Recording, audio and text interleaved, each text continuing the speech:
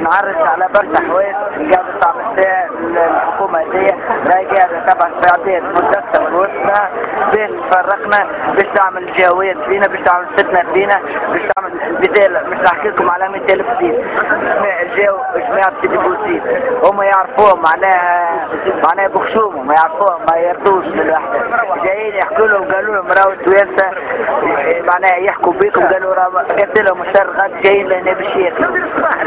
معناها شوف الخبز نتاعهم، جماعة سيدي بوزيد قالت لهم الشر جايين لهنا باش ياكلوا، باش احنا نجيبوا لهم الماكلة.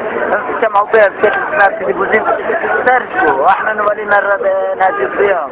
شوف انا جايين العباد يعطي فيهم بالزبلة، تواكر بالزبلة باش يخوضوها، باش معناها يجوا يخوضوا، وباش معناها يعملوا في فن، وباش تولي معناها يولي عنف لهنا، وباش جاوا العباد جماعة تطاوين وجماعة سيدي بوزيد وجماعة كاترين اللي يحب يروح نعطيهم مليون ها، كل واحد يحب يروح مليون وبروح مليون، ويحب العباد تروح معناها مش يولوا يشروا فيها بالفلوس، يحبوا يشروا الثورة مش الشعب بالفلوس، لكن احنا نقولوا لهم لا، ما نبيعوهاش الثورة، ثورتنا لا تقدم بثمن، ورانا فاخرين لكم بالكل شيء اللي تعملوا فيه. ثم قوى الردة بدأت تشتغل وبدأت تستهدف جملة من الناس، منهم منصف المرزوقي، منهم محمد الهمامي، منهم القوى النقبية يعني، وهذا مؤشرات خطيرة على انه قوى الردة ما مشاش مع بن علي، رجعت وراء الستار والان تستعد للمبادرة. ولهذا نقول للتوانسة انتبهوا لثورتكم، انتبهوا لثورتكم، انتبهوا لثورتكم. جماعة الحامة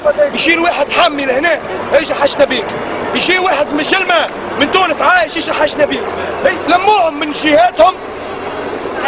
فهمت كيفاش؟